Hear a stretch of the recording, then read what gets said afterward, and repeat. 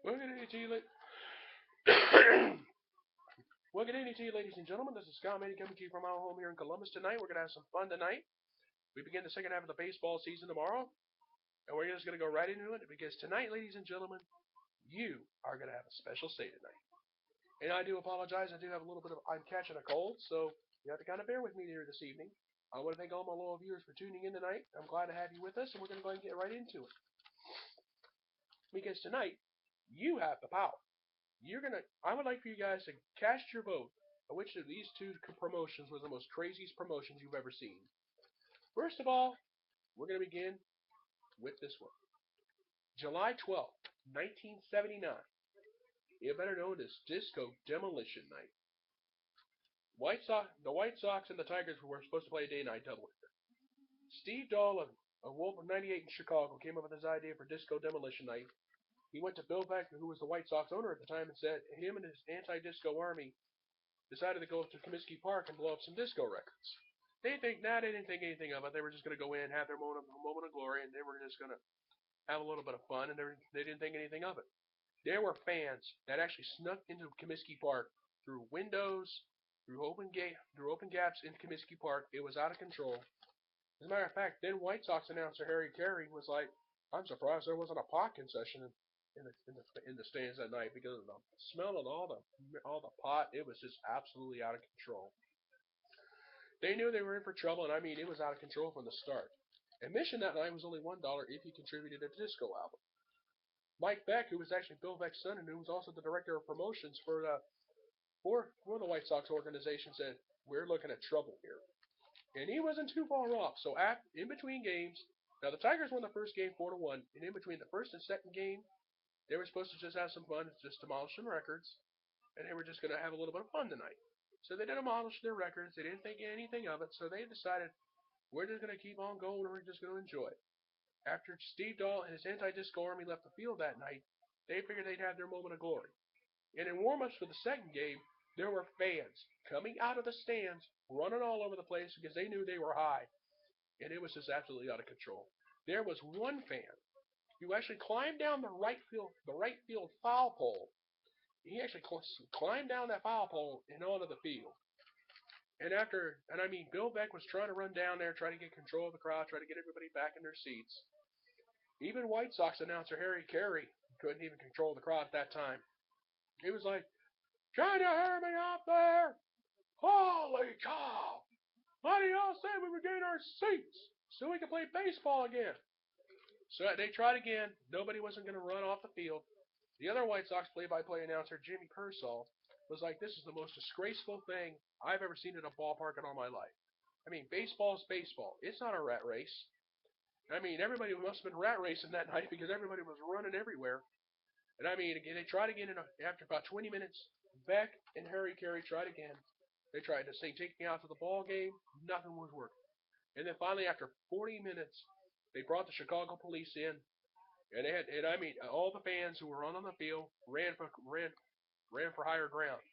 They were all running when the cops came out onto the field. It was so bad. The playing field was totally destroyed, and it was absolutely a nightmare. Sparky Anderson, Tigers manager, said you might as well forfeit it because the field was not playable, and he was absolutely right. So finally, Bill Beck had to make the announcement. The umpiring crew and the president of the league said the field was not doable for play, so they had to forfeit the second game. So Disco Demolition Night ended in a complete nightmare. So the next day, somebody talked to Bill Beck and said this was the worst night that I've ever been a part of in the history of sports. It was out of control and it was bad. So that's story number one. The second one, and all you Clevelanders are going to remember this one. It was June 4th, 1974. The Cleveland Indians were real bad. It was 6 days earlier on May 29th. They had to play the Texas Rangers in Arlington. They lost to the Rangers that night. I mean, Cleveland had already been in the national spotlight once. In 1969, the Cuyahoga River caught fire because of pollution. In 1972, Mayor Ralph Berg's hair caught fire. The only thing that didn't catch fire was the Cleveland Indians. I mean, they lost a road game on May 29th to the Texas Rangers, which includes brewing beer, pop, and hot dogs over our beloved Indians. It also included a bench clearing brawl. After the game, then Rangers manager Billy Martin said the Rangers have nothing to worry about because they do not have enough fans in Cleveland. Cleveland actually caused anything. 6 days later, Cleveland Cleveland fans wanted to stick it to Billy Martin. And how do you do it? How about a 10-cent beer night? For a dollar, you can get a ticket for 50 cents, and like five 12-ounce beers. And that was just a nightmare. I was about ready to cause trouble. 12 ounces of beer was about to cause 9 innings of trouble. By the third inning, the bleachers were loaded, literally, and the beer trucks were brewing beer. Were brewing beer for trouble. They the trouble they had were only the, the beer trucks were brewing for trouble. They were brewing for trouble. They were understaffed. Two girls were working the truck. Fans picked up one of the tables, and after that, there was one girl was collecting the money. The other one was trying to pour the beer. It wasn't going fast enough. So they threw one of the tables at them, and the girls just basically said, "Well, we're out of here." And I would have been too. And after they left, all the fans basically opened the tap. They basically filled up their pitchers or whatever, or they went down like this and basically went right underneath the fountain, or however you underneath the tap, and they were just loaded. By the sixth inning, there were people running all over the place between innings. One of the fans tried to go over and kiss the home plate umpire. It was so bad. I mean, after that night, it was just absolutely out of control. One of the fans also decided to throw a cherry bomb at the Texas Rangers dugout. That night, there were 9 arrests and numerous injuries. And they also learned something else that night. An organist playing "Take Me Out to the Ball Game" does not work for an angry mob or a riot. And also, too, there was not enough security at the ballpark that night. They only had like 50 police officers on hand. I mean, everybody, the Rangers fans, the Rangers players are having to literally defend themselves. And one of the Rangers players got hit with a bottle of cheap wine or something. I think it was actually Mike Hargrove, who was actually wanted to be a manager of the Indians at one time. Somebody threw a cheap bottle of wine at him. It wasn't fun in games anymore. The Ranger players actually came out ready to defend themselves, and the Cleveland players they were more than happy to pitch in. There were not enough police officers that night. There was not enough security detail to go on that night. So basically, they grabbed the ball bats, and they were ready to defend themselves. The game was called a forfeit. The fans would not leave, and I mean, the Cleveland SWAT team was more than happy to end this game for them.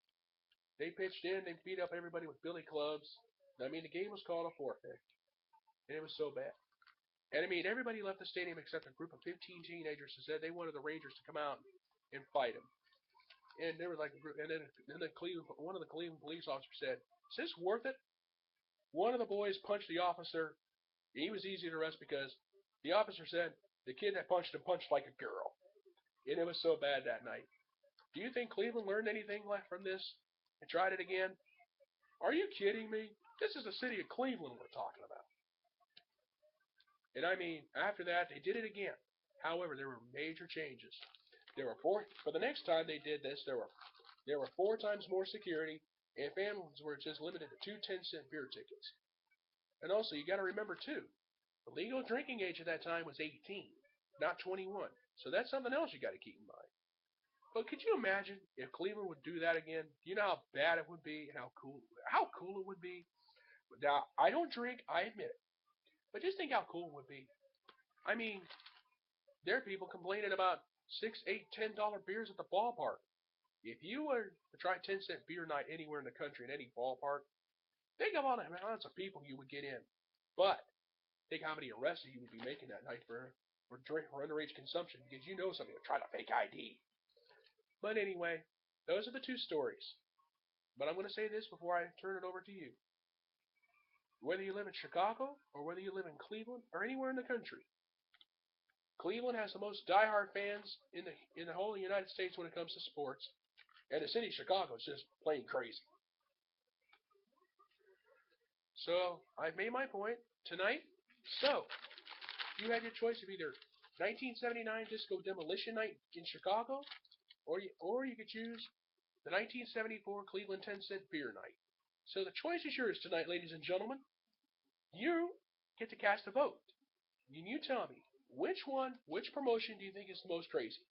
1979 Disco Demolition Night or 1974 Cleveland 10 Cent Beer Night? And if you want to vote for both of them, or if you have another one, I'd love to hear from you. So with that tonight, so with that, I bring my show to a close. So for tonight, this is Scott Manning saying good night, good luck, and thank you. And I thank you, and good night.